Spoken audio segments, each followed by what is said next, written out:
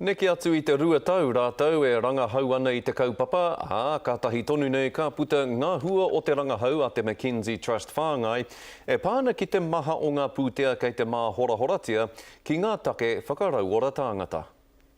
He kōkiri rangahau mo te painga atu o te katoa. We know that a lot of organisations who don't give to Māori kaupapa initiatives are held back simply because they don't have the information or the evidence to be able to do so. E ai ki ngā rangahau nā te Mackenzie Trust I whāngai, kai te takiwā o te rua ira ono piriona tāra, te maha o ngā pūtea ka tāko hatia, ki te arotahi ki te whakarauora I te tangata, ara te philanthropy. O taua pūtea te kaumārua pai hēneti ka hora ki te tepu Māori, he huinga pūtea kai te takiwā o te 240 miriona tāra. Whilst that amount sounds impressive, we know that actually it probably can be higher, that there is a capacity, there is the ability, and there's actually the willingness in the philanthropic sector to give more.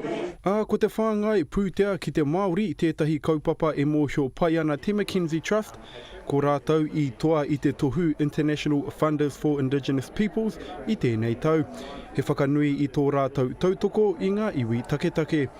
I've been very blessed to be part of an organisation who's willing to critique itself and be courageous in making some decisions about Māori development. E mana ko ana tēnei hunga mā te rangahau mā tā rātau aro pū kia ngai Māori, ka whai mai, o rātau hoa.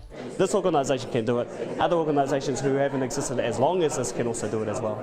Ka māhoratia te whānuitanga o a rātau rangahau ki te marea, hei ngā marama, e tū mai nei, he te gardener, te karere.